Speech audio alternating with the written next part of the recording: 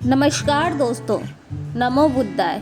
दोस्तों, गौतम बुद्ध कहते हैं कि इस दुनिया में कोई भी गरीब नहीं है।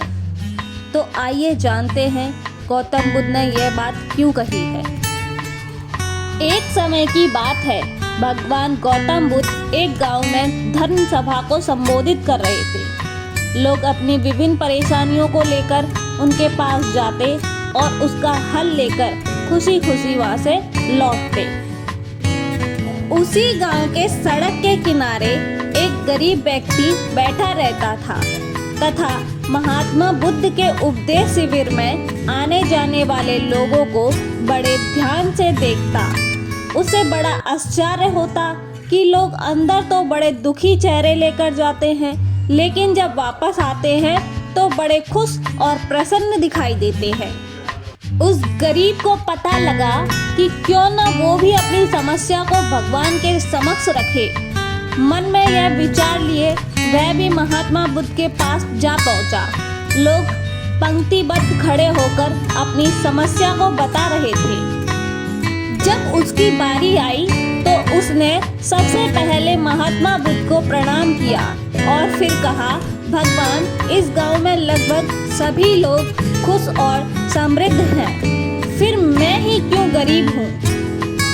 इस पर उन्होंने मुस्कुराते हुए कहा, तुम गरीब और निर्धन इसलिए हो क्योंकि तुमने आज तक किसी को कुछ दिया ही नहीं है। इस पर वह गरीब व्यक्ति बड़ा आश्चर्यचकित हुआ और बोला, भगवान, मेरे पास भला दूसरों को देने के लिए क्या होगा। मेरा तो स्वयं का गुजारा बहुत मुश्किल से हो पाता है। लोगों से भीख मांगकर मैं अपना पेट भरता हूँ। भगवान बुद्ध कुछ देर शांत रहे, फिर बोले, तुम बड़े अज्ञानी हो। औरों के साथ बांटने के लिए ईश्वर ने तुम्हें बहुत कुछ दिया है। मुस्कुराहट दी है जिससे तुम लोगों में आशा का संचार कर सकते हो। मुख दिया है ताकि लोगों से दो मीठे शब्द बोल सकते हो, उनकी प्रशंसा कर सकते हो। दो हाथ दिए हैं, लोगों की मदद कर सकते हो। ईश्वर ने जिनको ये तीन चीजें दी हैं, वह कभी गरीब और निर्धन हो ही नहीं सकता है। निर्धनता का विचार आदमी के मन में होता है, यह तो एक भ्रम है, इसे निकाल दो। कभी भी अपने मन में निर्धनता का भाव उत्पन्न न होने दो, गरीबी अपने आप दूर हो जाएगी। भगवान बुद्ध का संदेश सुनकर उस आदमी का चेहरा चमक उठा और उसने इस उपदेश को अपने जीवन में उतारा, जिससे वह फिर कभी दुखी नहीं हुआ। धन्यवाद दोस्तों।